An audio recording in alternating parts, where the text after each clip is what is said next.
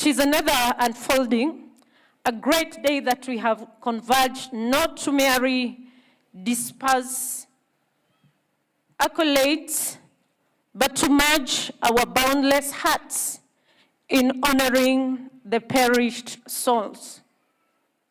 To the families and loved ones of those we have lost, there are no words sufficient to ease the profound weight of your grief and pain.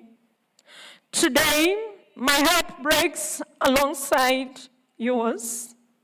We gather not just to mourn, but to honor the precious lives that were taken from us too soon. Their names, their stories, and the joy they brought into the world will never be forgotten. They will forever remain a part of who we are.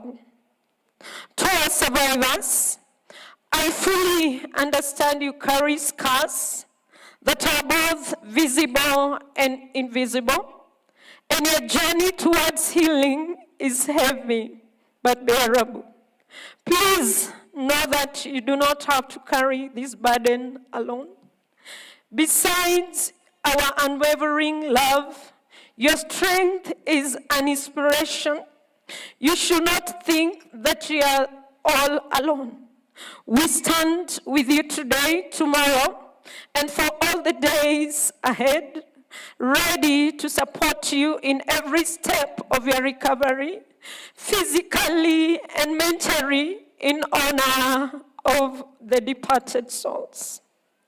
To our religious leaders and spiritual leaders, our clergy and faith communities, we are so grateful for being anchors of comfort and hope during this moment of deep sorrow, the darkest moment of each and every family that has been a victim.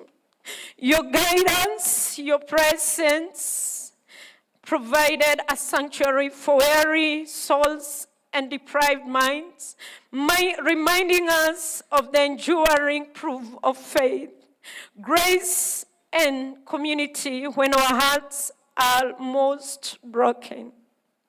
To the students countrywide, you are the heartbeat of our future, and the very artists of the seemingly floating world.